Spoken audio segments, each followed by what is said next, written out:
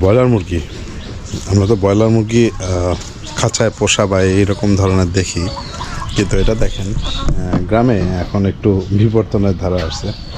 এই ব্রয়লার মুরগিগুলো হচ্ছে এখন তারা দেখা যায় 20 টাকা বা 25 টাকা দিয়ে কিনে এরকম দেশি মুরগির মতন করে পালে।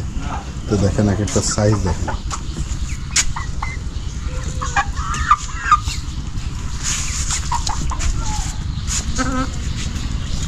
ঘাস খাচ্ছে।